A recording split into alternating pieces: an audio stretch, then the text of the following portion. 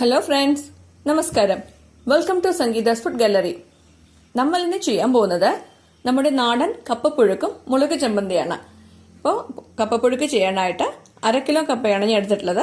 അത് ഇതുപോലെ ചെറിയ കഷ്ണങ്ങളാക്കിയിട്ട് കട്ട് ചെയ്ത് വെച്ചിട്ടുണ്ട്. ഇനി നമുക്ക് ആദ്യം കപ്പപ്പുഴുക്ക് എങ്ങനെയാണ് ചെയ്യുന്നതെന്ന് നോക്കാം. ഇപ്പോൾ കട്ട് ചെയ്ത് വെച്ചിരിക്കുന്ന കപ്പയുടെ പീസസ് ഒക്കെ കുക്കറിലേക്ക് ചേർത്ത് കൊടുത്തിട്ടുണ്ട്.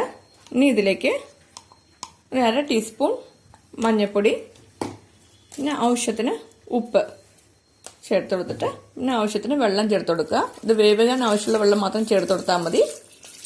അതായത് കപ്പയൊക്കെ മുങ്ങി നിൽക്കുന്ന രീതിക്കാണ് ഇപ്പോൾ വെള്ളം ചേർത്ത് കൊടുത്തിരിക്കുന്നത്. ഇനി കുക്കർ അടച്ചു വെച്ചിട്ട് ഒരു 2-3 വിസിൽ വരുന്നത് വരെ ഇതൊന്ന് വേവിച്ചെടുക്കണം.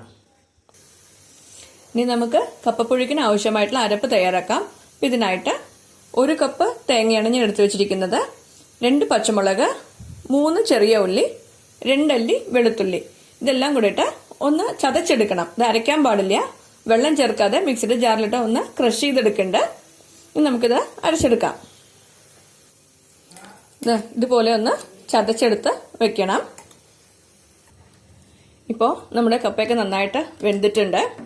ഇതിൽ എക്സസ് ആയിട്ടുള്ള വെള്ളം ഒന്ന് ഡ്രെയിൻ ചെയ്തെടുക്കണം. ഇത്രയും വെള്ളത്തിന്റെ ആവശ്യമില്ല. ഈ വെള്ളം കളഞ്ഞിട്ട് വരാം.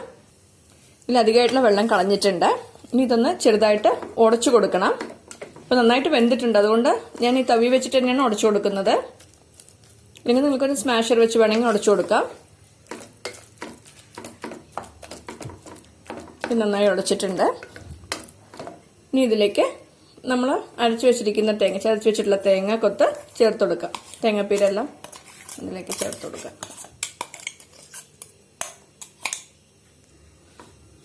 തേങ്ങയൊക്കെ ഇതിലേക്ക് ചേർത്ത് കൊടുത്തിട്ടുണ്ട്. ഇതൊക്കെ നന്നായിട്ട് മിക്സ് ചെയ്ത് കൊടുക്കുക.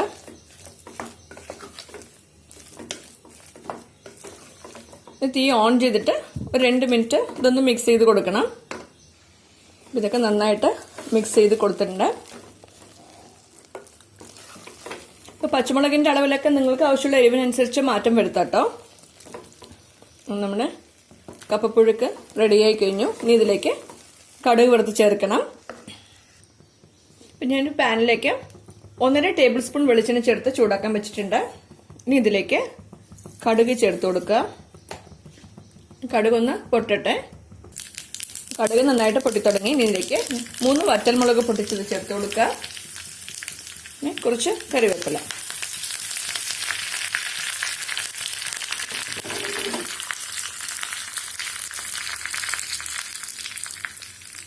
ഇനി നമുക്കിതിനെ കപ്പയുടെ കൂട്ടിലേക്ക് ചേർത്ത് കൊടുക്കാം.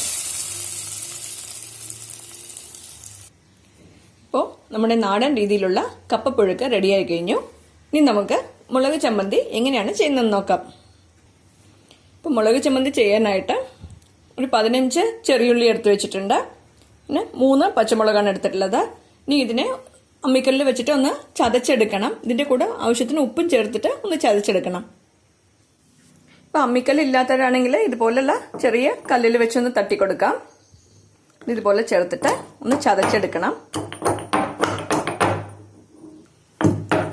ഇതുപോലെ എല്ലാ ഉള്ളിയും മുളകും ഇതിലേക്ക് ചേർത്തിട്ട് ഒന്ന് ചതച്ചെടുക്കണം.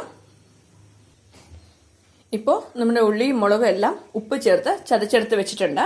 നിങ്ങൾക്ക് കല്ലിൽ ചതയ്ക്കുണ്ടെങ്കിൽ മിക്സിയിലിട്ട് വേണമെങ്കിൽ നമുക്കൊന്ന് ക്രഷ് ചെയ്തെടുത്താലും മതി. പക്ഷെ നന്നായി അറിയാൻ പാടില്ല. ഇനി ഇതിലേക്ക് ഒരു 1 ടേബിൾ സ്പൂൺ വെളിച്ചെണ്ണ ചേർത്ത് കൊടുക്കാം.